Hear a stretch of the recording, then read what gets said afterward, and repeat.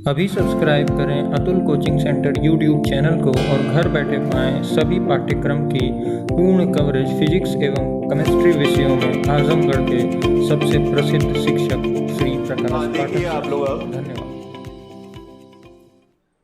Class 12 subject chemistry में हम unit 5 पर थे, जिसका नाम था पृष्ठ रसायन, सरफेस केमिस्ट्री।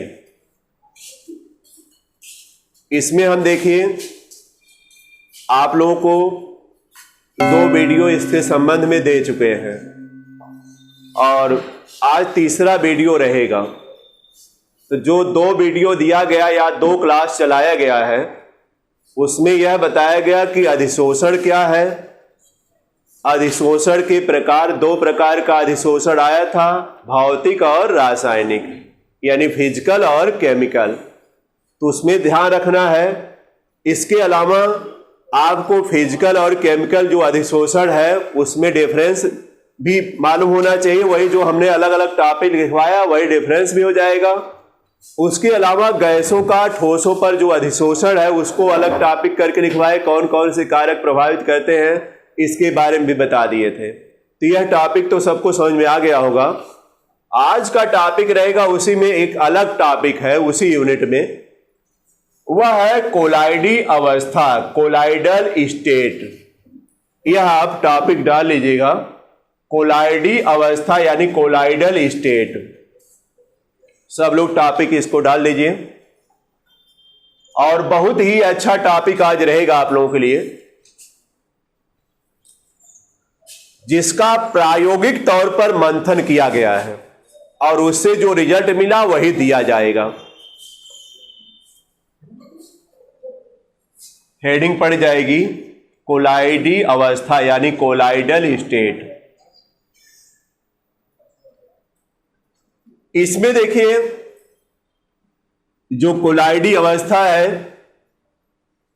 यह देखा जाए तो पदार्थ की एक अवस्था का नाम ही है, इसीलिए कोलाइडल स्टेट नाम भी रखा गया।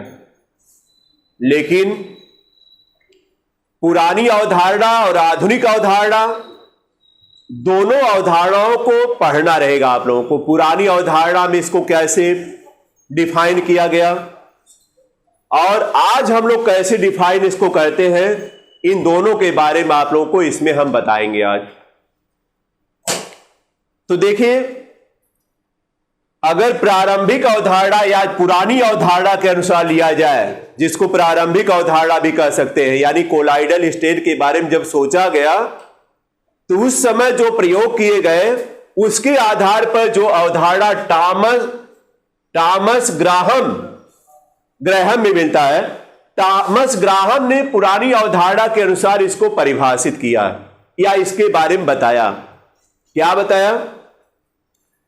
टॉमस ग्राहम जो है, हमने बताया था कि एक पर्चमेंट झिल्ली या पर्चमेंट पत्र आता है जो आपके छननी जैसा होता है। जैसे आप किसी चीज को छानते होंगे तो वह आर पार कर जाता है, कुछ चीजें आर पार नहीं करती हैं। तो टॉमस ग्राहम ने कहा कि जो भी पदार्थ है उसका अगर विलयन बनाया जाए तो वह 2 प्रकार का डिफाइन हो सकता है, यानी 2 प्रकार का हो सकता है। हमारी बात ध्यान सुनिएगा। जो भी पदार्थ है वह किसी न किसी विलायक में विलय होगा, चाहे वह जल में विलय होगा या किसी कार्बनिक विलायक में विलय होगा। तो जब उस पदार्थ को किसी या उस पदार्थ का विलयन बनाया जाता है और पर्चमेंट पत्र से छाना जाता है, तो क्या होते हैं कि कुछ जो विलय होते हैं यानी पदार्थ, कुछ पदार्थ होते हैं जो कि छननी से क्या हो जाते हैं, आर पार कर जाते हैं या पर्चमेंट पेपर को आर पार कर जाते हैं। और कुछ पदार्थ ऐसे भी हैं जो छननी या पर्चमेंट पेपर को आर पार नहीं कर पाते हैं, या उनको कराना भी है तो थोड़ा मेहनत करनी पड़ती है। हमने बताया कि आप चीनी पानी का सॉल्यूशन बना लीजिए या नमक पानी का सॉल्यूशन बना लीजिए, उसको छननी में या पर्चमेंट झिल्ली में गिराइए तो क्या कर जाता है, उसके बताए चीनी के मॉलिक्यूल पानी के साथ साथ बह जाते हैं। लेकिन हमने बताया आपको स्टार्च हुआ या हमने और भी नाम दिया है, एल्बुमिन का नाम दिया है, या गोंद है, इसका जली विलयन अगर बनाइए और इसको बताइए परचमेंट झिल्ली से छानिए तो पता चलता है यह छनते नहीं है। पानी तो छन जाता है लेकिन यह जो है पदार्थ यह छनते नहीं है। इनको छानने के लिए हमने बताया उसको अंगुली से आपको हिलाना पड़ेगा, तब जाकर हो सकता है कुछ छन जाए। तो बताइए मेहनत आपने किया कि नहीं, फिर भी पूर्ण रूप से छनेंगे नहीं। तो उन्होंने कहा कि जो छन जाते हैं उसका नाम अलग रखा जाए और जो नहीं छनते उसका नाम अलग रखा जाए। तो जो छन गए उसका नाम उन्होंने क्या दिया है, क्रिस्टलाभ। क्या नाम दिया है, क्रिस्टलाभ। जो परचमेंट झिल्ली से आर पार कर जाते हैं जो पदार्थ, उनका नाम दिया उन्होंने क्रिस्टलाभ। और जो नहीं छनते हैं उनका नाम उन्होंने दिया क्या, कोलाइड। क्या नाम दिया, कोलाइड नाम दिया। यह सबको समझ में आ गया ना। यह किसका कथन था, टॉमस ग्राहम। पुरानी अवधारणा यही चली, लेकिन बाद में क्या हुआ परिणाम आगे हम लिखवा रहे हैं, तो आप लोग नोट भी करते जाइएगा। यह कोलाइडी अवस्था हेडिंग डाल लीजिएगा, लिखिएगा पुरानी अवधारणा के अनुसार। पुरानी अवधारणा के अनुसार आगे बढ़ाकर डैश लगाइएगा, नीचे से लिखना स्टार्ट करिए। टॉमस ग्राहम के अनुसार, टॉमस ग्राहम के अनुसार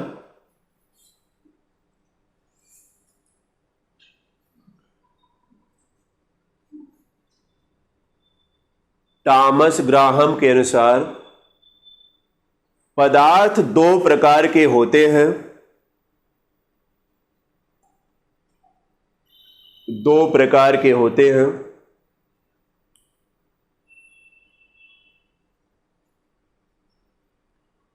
पहला नाम लिखिएगा क्रिस्टलाभ। दो प्रकार के हुए, पहला नंबर रहेगा क्रिस्टलाभ, दूसरा नंबर लिखिएगा कोलाइड। कोलाइड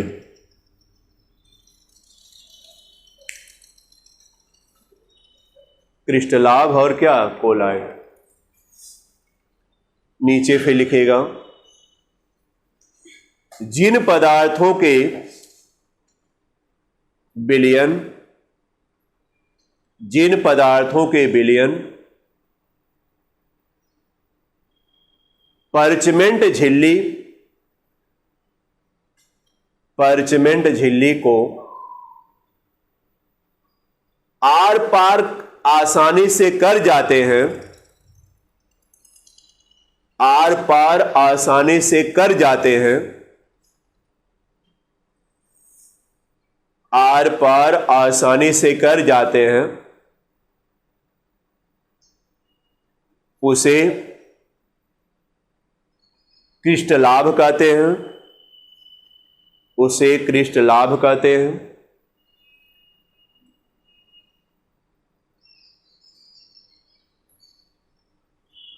जैसे NaCl यानी नमक। बोलिए नमक का जली विलयन क्या है, क्रिस्टलाभ है ना, नमक। लिख लीजिए चीनी।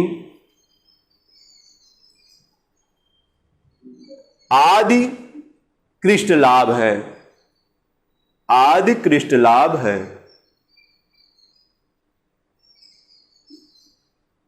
आदि क्रिस्टलाभ है। समझ में आ गया ना। ध्यान दीजिएगा सब लोग, ध्यान दीजिएगा हमारी बात।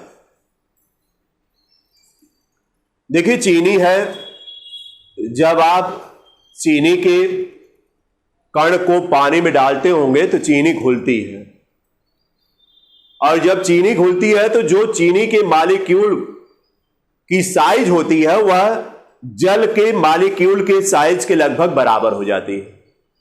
और जब बताए उसकी साइज के बराबर हो जाएगी तो पानी निकलेगा, तो उसके साथ साथ बताए चीनी का मॉलिक्यूल भी क्या हो जाएगा, निकलने। लेकिन जिसकी साइज बराबर नहीं हो पाएगी, वही बताए चीनी अगर अच्छी तरह से नहीं घुली पानी में तो बताइए आप छननी से भी छानिएगा तो बताइए चीनी के कण अलग हो जाएंगे। बोली हो जाएगा कि नहीं?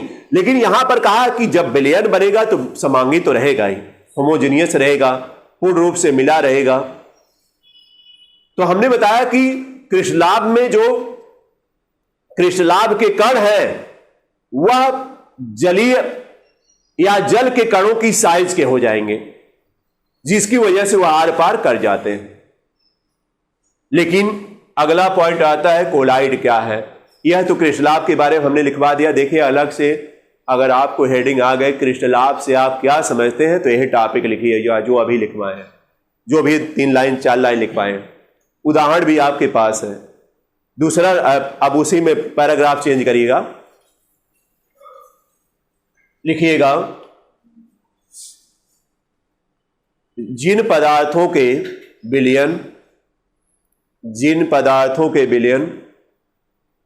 परचमेंट झिल्ली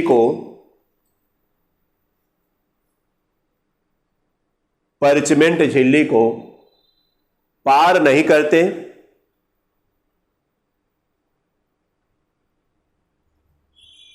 करते अथवा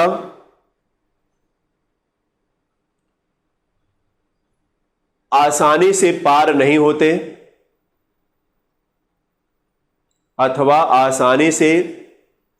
होते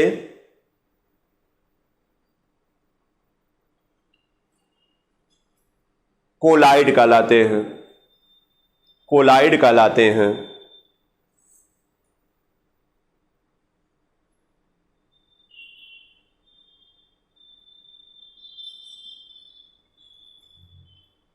हो गया, कोलाइड कहलाते हैं। जैसे इसका उदाहरण तो बताया गया है तमाम। क्या क्या बताए हैं बोलिए? हाँ, स्टार्च है, गोंद है, और क्या बताए? एल्बुमिन बताए हैं। एल्बुमिन आदि लिख दीजिएगा। स्टार्च हमने बताया है कि जो चावल की माड़ है वही स्टार्च है। यानी चावल जब पकता है तो ऊपर वाला जो भाग है यानी एक तरीके से लिक्विड में होता है, जो कि देखा जाए तो बहुत पौष्टिक होता है, वही जो है किया है बात, वही जो है स्टार्च की बात किया है। आ जाएगा समझ में ना? तो यह सब ऐसे पदार्थ हैं। गोंद हुआ, गोंद को बताए पानी में आप मिला दीजिए, मिलाने के बाद भी छानेंगे तो जल्दी छनेगा नहीं, और छनेगा भी तो हमने बताया उसको जो है आपको हिलाना पड़ेगा बार बार, तब जाकर छनेगा। और देखिए ध्यान दीजिएगा, क्यों वह छन गया, क्यों यह नहीं छना, बात सुनिएगा ध्यान से। यह जो हमने बताया क्रिस्टलाभ के कण हैं, जैसे चीनी के कण हैं, नमक के कण हैं, जब इनको आप जल में घोलेंगे तो हमने बताया कि इनके कणों की साइज जो जल के कणों की साइज है उसके लगभग बराबर हो जाती है, जिसकी वजह से यह छन जाता है। लेकिन स्टार्च हुआ, चाहे एल्बुमिन हुआ, चाहे गोंद हुआ, जब इसका जलीय विलयन आप बनाएगा तो यह जो कोलाइडी कण होते हैं, कोलाइड के कण हैं, यह कभी सिंगल नहीं हो पाते बल्कि गुच्छों में होते हैं लगे हुए। देखिए ध्यान दीजिएगा, हम एक फिगर भी बनाना चाहेंगे। यह मान लीजिए चीनी और पानी का सॉल्यूशन आपने लिया है, एक बीकर है, ध्यान दीजिएगा इसी से आप समझ जाएंगे। एक बीकर है जिसमें चीनी और पानी के मॉलिक्यूल आप लिए हैं। यहां हम दिखाने के लिए देखिए पानी का मॉलिक्यूल है, इसमें चीनी का मॉलिक्यूल भी दिखा रहे हैं। देखिए यह चीनी का मॉलिक्यूल है, थोड़ा सा गाढ़ा हमने किया है। यह गाढ़ा जो किया है हमने कहा चीनी के मॉलिक्यूल है या नमक के मॉलिक्यूल है, थोड़े अंतर दिखाए हैं केवल। यह मॉलिक्यूल तो इस तरह आ जाएगा, लेकिन जब वही आप गोंद को जो है पानी में मिलाकर जब इसको करिएगा तो क्या होता है, पानी के कण इस तरह होते हैं, जो साइज इसमें है उसी तरह का साइज इसमें है। लेकिन इसमें जो आपके गोंद के मॉलिक्यूल है वह देखिए इस तरह गुच्छों में होते हैं, गुच्छा लगा हुआ इस तरह, जैसे गुच्छा है इसी तरह गुच्छों में जगह जगह लगे होते हैं। इस तरह देखिए गुच्छों में लगे रहेंगे, और जब गुच्छों में लगा रहेगा तो बताइए यह परचमेंट पन्नी से या परचमेंट झिल्ली से यह जो है पार करेगा? नहीं पार करेगा। यह देखिए गुच्छा रूप यही है, जैसे अंगूर का गुच्छा होता है, सिंगल अंगूर है और वह जो है गुच्छा के रूप में है। तो बताइए गुच्छे की साइज बड़ी हो जाएगी कि नहीं? तो यही है जो कोलाइड के कण है, या आप कोलाइड में उदाहरण दिए हैं, एल्यूमिनियम का नाम दिए हैं, स्टार्च का नाम दिए हैं, या गोंद का नाम दिए हैं। यह इसके जो मॉलिक्यूल होते हैं जब जल में घुलता भी है तो इसके मॉलिक्यूल गुच्छों के रूप में होते हैं, जिसकी वजह से जो है परचमेंट झिल्ली को आर पार नहीं कर पाते। अब तो आ जाएगा समझ में, इसका कारण यही रहेगा। तो आप स्टार लगाकर यह पॉइंट नोट कर लीजिएगा, लिखिएगा, स्टार लगाकर नोट करिएगा।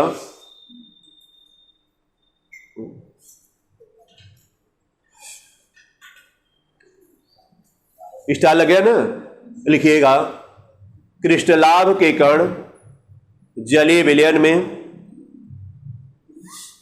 क्रिस्टलाभ के कण जलीय विलयन में, जलीय विलयन में जल के कणों की साइज के लगभग हो जाते हैं। जलीय विलयन में जल के कणों की साइज के बराबर लगभग हो जाते हैं। जल के कणों की साइज के लगभग बराबर हो जाते हैं।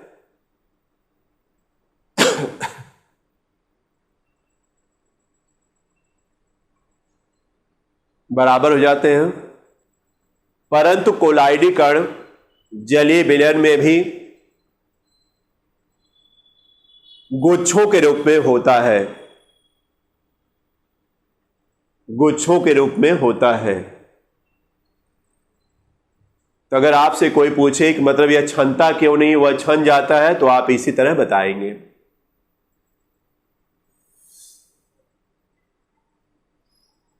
तो यह समझ में सबके आ गया होगा, कोई दिक्कत तो नहीं रहनी चाहिए किसी को। अब ध्यान दीजिएगा सब लोग, यह तो हमने आपको बता दिया। फिर देखिए इसमें जो कोलाइड शब्द है वह ग्रीक भाषा का शब्द, ग्रीक भाषा के कोला शब्द से लिया गया है। तो इसको भी स्टार लगाकर नोट करिएगा। कोलाइड शब्द ग्रीक भाषा के, कोलाइड शब्द ग्रीक भाषा के कोला यानी COLLA, COLLA कोला शब्द से लिया गया है।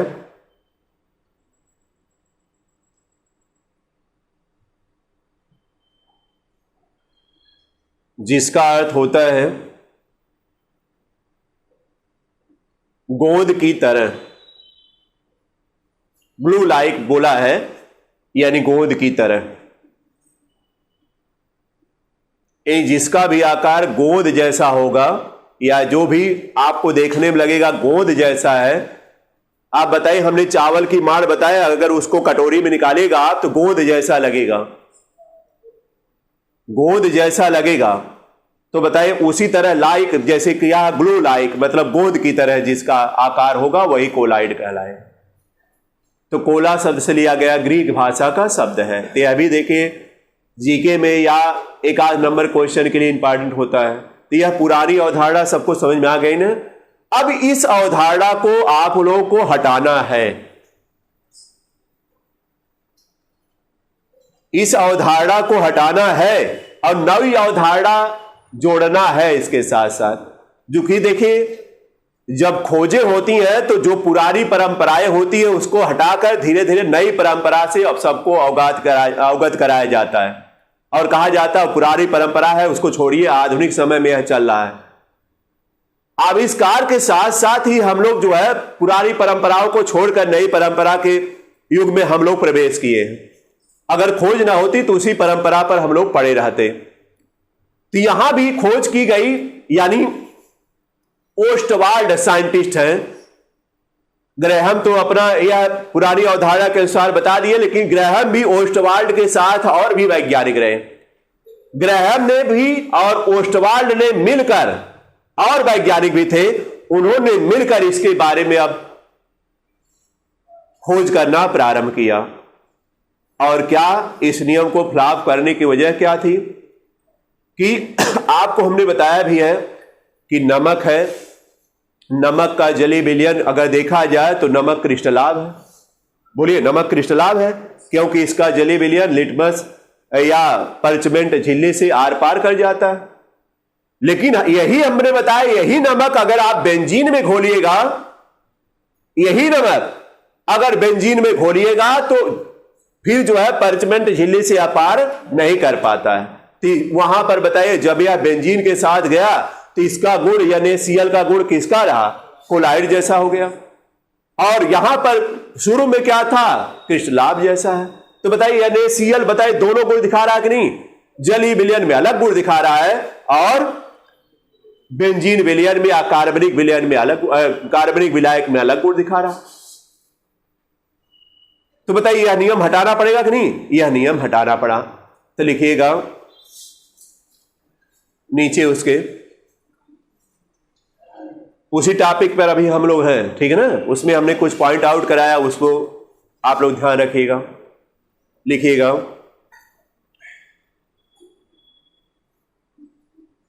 ओस्टवाल्ड व अन्य वैज्ञानिक, ओस्टवाल्ड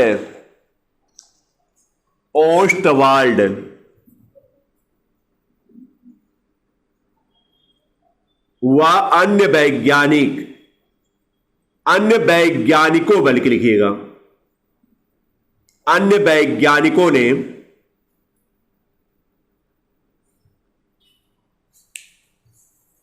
वैज्ञानिकों ने देखा कि NaCl का जलीय विलयन,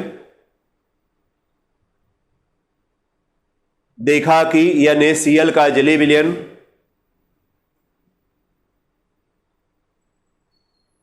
परचमेंट झिल्ली को पार कर जाता है।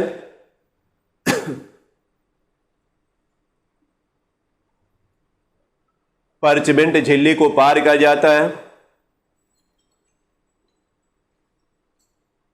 अतः यह क्रिस्टलाभ है।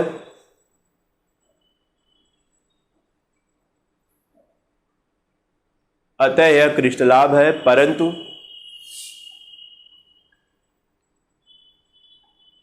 जब NaCl को बेंजीन यानी C6H6 बेंजीन में घोला जाता है, लेकिन जब NaCl को बेंजीन में घोला जाता है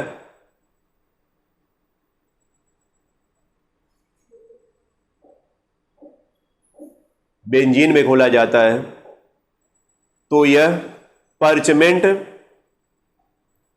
झिल्ली को पार नहीं कर पाता। परचमेंट झिल्ली को पार नहीं कर पाता।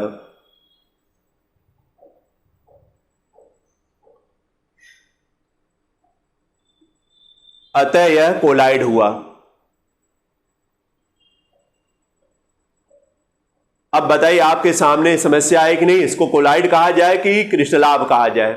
ये सस्पेंशन में आप हो गए संदेह में कि इसको सर कोलाइड कहेंगे कि क्रिस्टलाभ कहेंगे, सस्पेंशन में आ गए। तब वैज्ञानिकों को दूसरा कुछ सुझाव देना पड़ा इसके लिए। तो लिखिएगा NaCl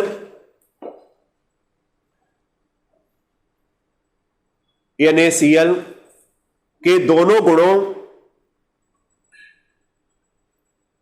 गुणों को देखते हुए अन्य प्रयोग भी किए गए।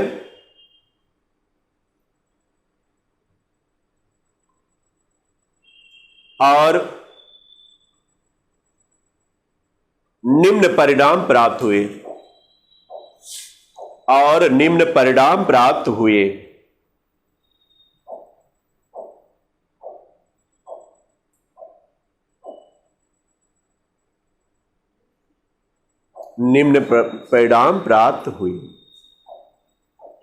पूर्ण विराम लगा।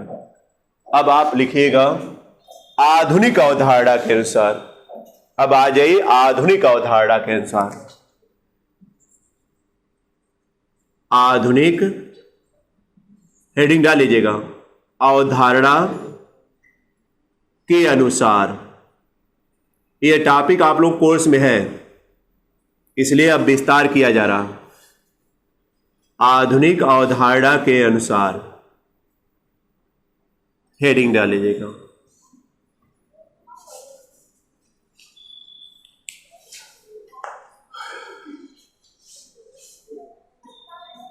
तो पुरानी अवधारणा भी समझ में आ गई, क्यों फेल हो गई पुरानी अवधारणा, इसको हमने बता दिया, एक उदाहरण देकर बताया, समझ में तो सबके आ गया होगा। अब आधुनिक अवधारणा जो दी गई वह ओस्टवाल्ड व अन्य वैज्ञानिकों द्वारा दी गई है। ये तो पता है सबको, लिखवाए दिए हैं, तो लिखिएगा आधुनिक अवधारणा के अनुसार कोलाइड पदार्थ की एक अवस्था है, कोलाइड पदार्थ की एक अवस्था है, इसको अंडरलाइन कर लीजिएगा, कोलाइड पदार्थ की एक अवस्था है।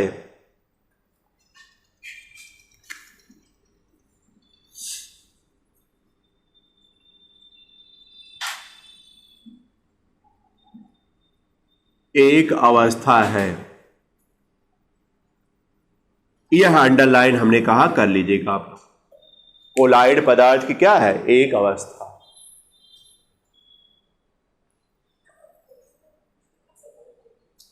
अब आप सुनिए ध्यान से, इसके बारे में समझिए। जैसे आप जानते हैं पदार्थ की तीन अवस्थाएं होती है, ठोस, द्रव, गैस, होती है कि नहीं? ठोस अवस्था की पहचान क्या है? कि कड़ा होता है छूने में, इसके मॉलिक्यूल पास पास होते हैं। बताइए, जिसके भी मॉलिक्यूल पास पास बहुत करीब करीब रहेंगे वह अवस्था कौन सी रहेगी? ठोस। बताइए, यह पदार्थ की ठोस अवस्था हुई कि नहीं? और जिसके मॉलिक्यूल थोड़ा दूर दूर रहेंगे उसकी अपेक्षा वह द्रवावस्था है, और जिसके मॉलिक्यूल बहुत दूर रहेंगे वह बताइए क्या है? गैसीय अवस्था। तो यहां भी मॉलिक्यूल के बेस पर इसको बताया जा रहा है कि मॉलिक्यूल के साइज के आधार पर इसको बताया जा रहा है। और उन्होंने क्या किया कि जो कोलाइड कण है या कोलाइडी विलयन के कण हैं, दोनों नाम एक ही है, ध्यान दीजिएगा। कोलाइड कहिए चाहे कोलाइड विलयन कहिए, कोलाइड कहा जाए, क्या है? कोलाइड विलयन। तो कोलाइड विलयन में जो कोलाइडी कण है उनकी जो साइज होती है वह 50 एंगस्ट्रॉम से 2000 एंगस्ट्रॉम के बीच होती है। 50 एंगस्ट्रॉम से कितना? 2000 एंगस्ट्रॉम तक होती है। वैसे 5 नैनोमीटर में आप जाइएगा तो 5 नैनोमीटर से लेकर कितना? 200 नैनोमीटर के बीच में जिनकी साइज है वह कोलाइडी अवस्था के कण रहेंगे। साइज के आधार पर यह बांटा गया है और 3 भागों में बांटा गया। कहा गया यह जो 50 एंगस्ट्रॉम से 2000 एंगस्ट्रॉम के बीच है यह मीडियम में है, मध्य में है, बीच में है। बताइए, इससे कम आकार के भी होंगे, 50 से कम, और 2000 से ज्यादा भी होंगे। बताइए, 50 से कम और 2000 से ज्यादा भी होंगे, तो बताइए उनका भी नाम दिया जाएगा ना, यह बीच में आएगा। तो कोलाइडी कण क्या है? पदार्थ की एक अवस्था है जिसमें कोलाइडी कणों का आकार, आगे बढ़े, जिसमें कोलाइडी कणों का आकार, जिसमें कोलाइडी कणों का आकार 50 एंगस्ट्रॉम से 2000 एंगस्ट्रॉम के बीच होता है।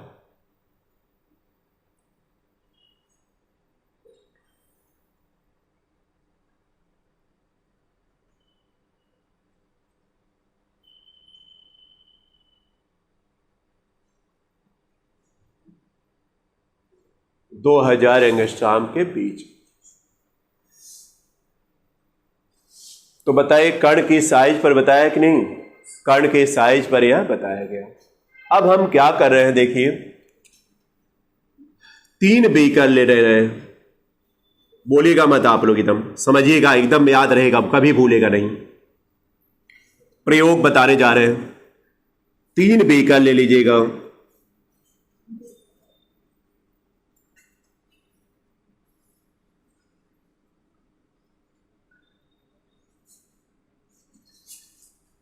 यह बिलियन इसमें हम रख रहे हैं, लेकिन जो विलेय के कण है वह साइज हम दिखाना चाह रहे हैं। यह जो है साइज है इसकी, इसमें देखिए विलेय की जो साइज है वह इस रूप में है, यह विलेय की साइज है। और यह देखिए विलेय की साइज इसमें इस तरह रहेगी। अंतर बताइए, मालूम पड़ रहा है कि नहीं? किसकी साइज सबसे बड़ी है? तीसरे वाले की। यानी अब चलिए भाई, इसको फर्स्ट नंबर, सेकंड नंबर और थर्ड नंबर रख दिया जाता है। ध्यान दीजिएगा, मीडियम साइज किसकी है? दूसरे वाले की ना, बीच वाले साइज है। और इसी को हमने बताया कोलाइड कण कहा गया, जिसकी साइज कितनी है? 50 एंगस्ट्रॉम से कितना? 2000 एंगस्ट्रॉम। या नैनोमीटर में चलेगा तो 5 नैनोमीटर हमें आया लग रहा है। नैनोमीटर से लेकर कहां तक? 200 नैनोमीटर। एक ही लिखिएगा, या हमने कहा, या इसको आप लिख सकते हैं। इस साइज का अगर मॉलिक्यूल लेगा, बहुत कम साइज है, और ये इसको नग्न आंखों से देख नहीं पाएंगे आप। नग्न आंखों से ना तो इसको देख पाएंगे, ना तो इसको देख पाएंगे, इसको देख ले जाएंगे आप। यह इसको समझिएगा जैसे चीनी पानी मिला दीजिए, नमक पानी मिला दीजिए, तो क्या चीनी और पानी के कणों को देख पाते हैं? नहीं देख पाते, लेकिन मदारी तो देख लेंगे। क्यों? दिखा देते हैं कि नहीं? कभी कभी दिखा देते हैं, उनकी अलग कला है, लेकिन वह कला हम लोगों के पास नहीं है। चलिए देखिए, बताइए, इसकी साइज इतनी छोटी है कि आंखों से दिखाई नहीं देगा, माइक्रोस्कोप वगैरह लगाकर देखेंगे, और इसके भी कणों की साइज आप माइक्रोस्कोप से लगाकर ही देखेंगे, और इसके कणों की साइज देख लेंगे आप।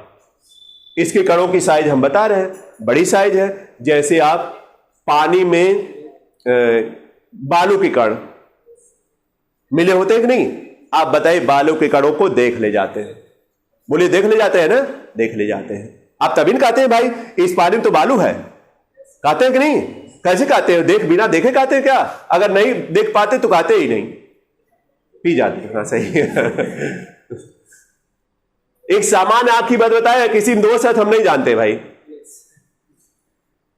दोष है तो उसके बारे में हम नहीं जानते। एक स्वस्थ व्यक्ति और स्वस्थ आंख के बारे में ही चर्चा हो रही है।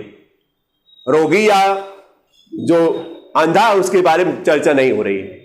हमने बता दिया, एक उदाहरण दिया, उसके बारे में बात कहेगा भाई हम देख ही नहीं पा रहे, आप कैसे देख ले रहे हैं, तो उसकी बात अलग रहेगी। क्योंकि एक स्वस्थ व्यक्ति के बारे में जो भी रूल बताया जाता है, एक स्वस्थ व्यक्ति के बारे में आता है।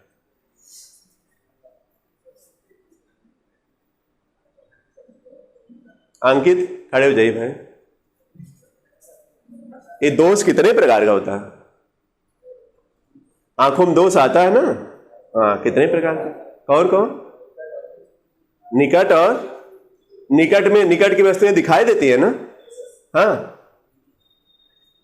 ये तो होता है। निकट दिश दोष है तो निकट की वस्तुएं तो दिखाई देंगी, परंतु दूर की वस्तुएं दिखाई नहीं। चलिए, यहां केमिस्ट्री चल रही वैसे, ठीक है ना? चलिए, बात आ गई तब, यह इंटरेस्ट भी ले रहे थे ज्यादा। चलिए देखिए, हाँ, यह समझ गए सब लोग। 3 बीकर हमने बताया। इसमें देखिए, या इसका नाम तो कोलाइड रखा गया। क्या नाम रखा गया बताइए? कोलाइड नाम रखा गया। कोलाइड नाम रख दिया गया। इसको क्या रखा जाए नाम? इसका जो है ट्रू सॉल्यूशन आप कहते हैं।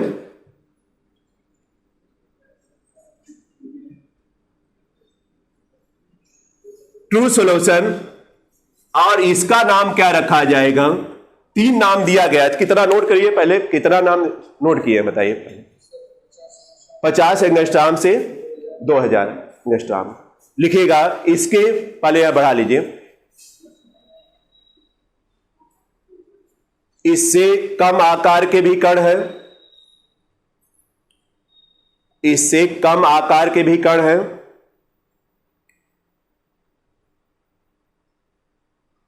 जिन्हें वास्तविक विलयन कहा जाता है, जिन्हें वास्तविक विलयन कहा जाता है।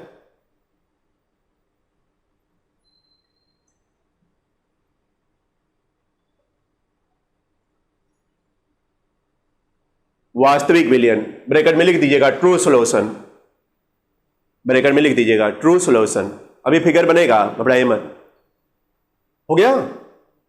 बोलिए इससे कम वाला आकार यही ना है जो इसका, जिसके कणों की साइज बताइए 50 एंगस्ट्रॉम से क्या होगी, कम होगी, वह कहलाएगा क्या, ट्रू सॉल्यूशन, यानी वास्तविक विलयन। और ऐसे देखा जाए तो विलयन वास्तविक ही होते हैं अधिकांश। क्यों बताइए? विलयन क्या होते हैं, वास्तविक ही होते हैं। और इसके बाद ज्यादा साइज वाला, चलिए फिर क्या बोले हम, हाँ इससे अधिक, इससे बड़ी साइज बल्कि लिखिएगा, इससे अधिक साइज के कण भी होते हैं जिसको निलंबन कहा जाता है। निलंबन, सस्पेंशन बोलते हैं, सस्पेंशन बोलेंगे, निलंबन नाम दिया गया, देखे लिखे हैं निलंबन, सस्पेंशन। हो गया ना? तो देखिए अगर फिगर बना लीजिएगा, तीनों फिगर बनाएगा एक साथ और साइज दिखा दीजिएगा हमने बताया जैसा।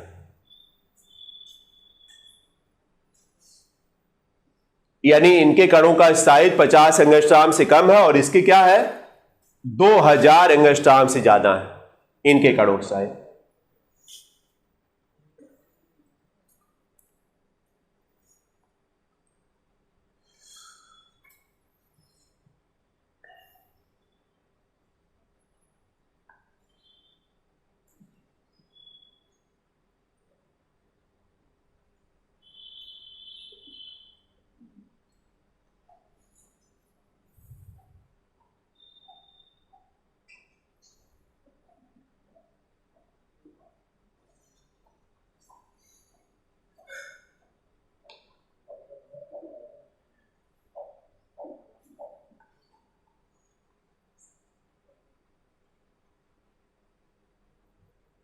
तो देखिए आधुनिक अवधारणा के अनुसार पदार्थों को 3 वर्गों में बांटा गया है। एक तो कोलाइड है जो कि बीच वाला होता है, जिसकी साइज क्या होती है 50 एंगस्ट्रॉम से 2000 एंगस्ट्रॉम तक।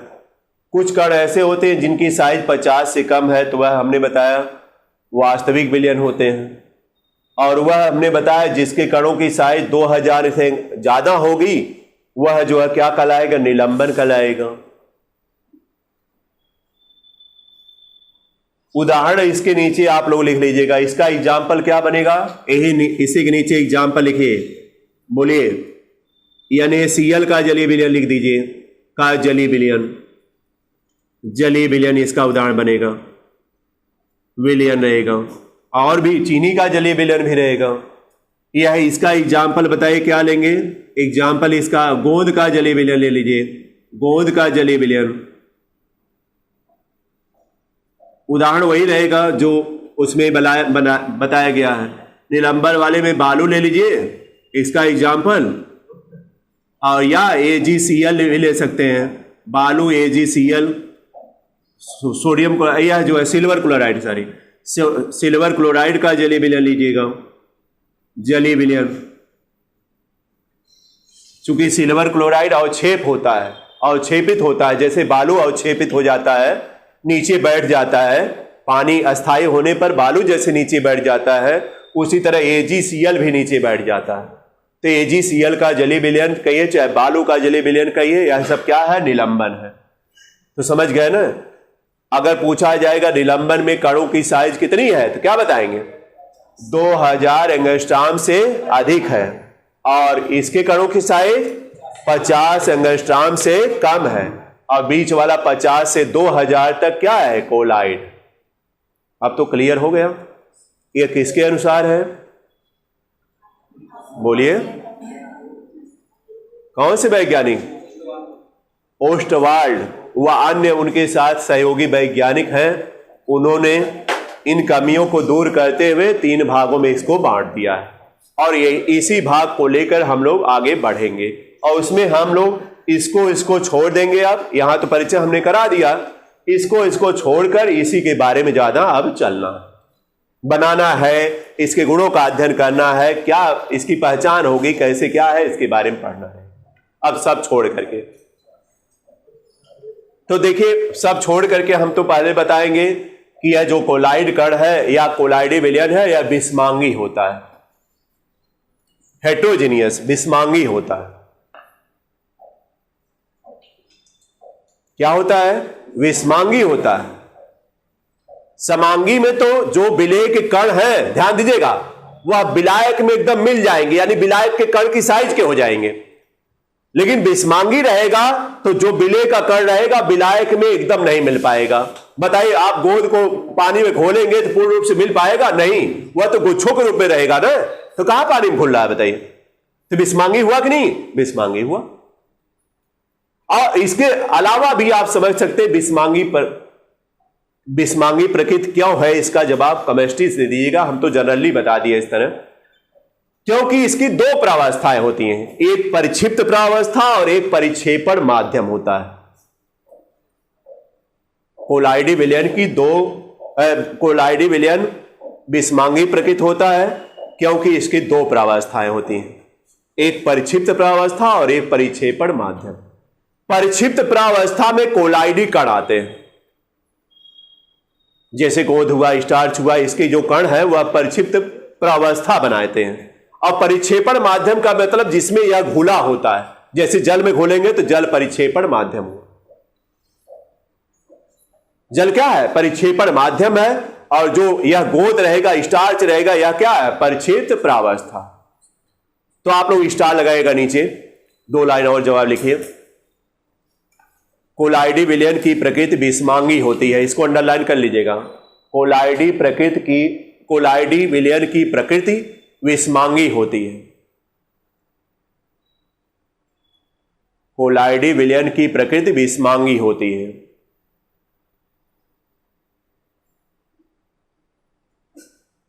क्योंकि इसकी दो प्रावस्थाएं होती हैं। क्योंकि इसकी दो प्रावस्थाएं होती हैं।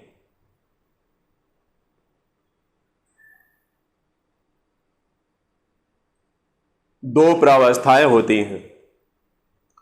पहला नंबर लिखिएगा परिक्षिप्त प्रावस्था, नंबरिंग करना है केवल। पहला नंबर लिखिएगा परिक्षिप्त प्रावस्था और दूसरा नंबर लिखिएगा परिक्षेपण माध्यम। पहला जो है परिक्षिप्त प्रावस्था और दूसरा नंबर रहेगा परिक्षेपण माध्यम। दो प्रावस्थाएं हैं, हमने बताया। पहला नंबर लिखिएगा परिक्षिप्त प्रावस्था, परिक्षिप्त प्रावस्था है, और दूसरा नंबर है क्या? परिक्षेपण माध्यम। यह दो अवस्थाएं हो गई। तो परिक्षिप्त प्रावस्था में तो कोलाइडी कण आएंगे, क्यों? और परिक्षेपण माध्यम में जो है जल वगैरह आएगा। तो नीचे लिख लीजिएगा, नीचे इसके परिक्षिप्त प्रावस्था में कोलाइडी कण आते हैं। परिक्षिप्त प्रावस्था में कोलाइडी कण आते हैं,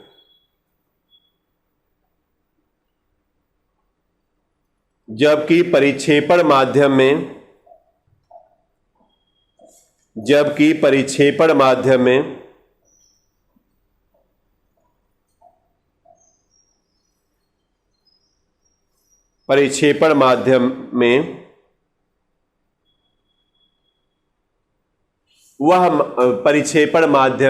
वह माध्यम जैसे जल जो इसे घोला रहता है, वह माध्यम जो इसे घोला रहता है। तो जैसे जल के अलावा बताइए, बेंजीन में भी घुल सकता है, ईथर में भी घुल सकता है, इसलिए जल के अलावा और भी रहेंगे विलायक। यानी कहने का मतलब सीधा अर्थ जानिए कि जो विलेय रहेगा वह कोलाइडी कण रहेगा, वही परिक्षिप्त प्रावस्था बनाएगा, और जो विलायक रहेगा वह परिक्षेपण माध्यम बनाएगा। सीधा अर्थ, शाब्दिक अर्थ। अब तो इतना समझ में आ गया होगा सबको, कोई दिक्कत नहीं है।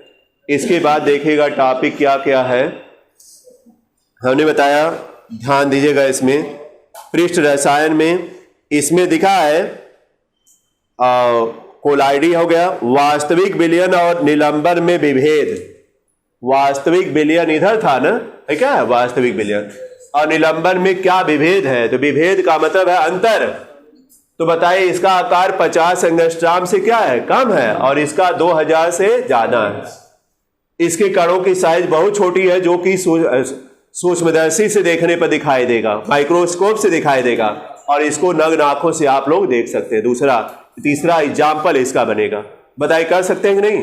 अंतर तो हम नहीं लिखवाए, लेकिन आप लोग कर ले जाएंगे। अब आशा करते हैं, हमने इसीलिए डिटेल बता दिया। तो रहने दे रहे आज का इतना ही, लेकिन इसको रिवाइज करके आएगा, फिर अगले दिन हम पूछ करके फिर आगे बढ़ेंगे। तो आज इतना रहेगा। धन्यवाद।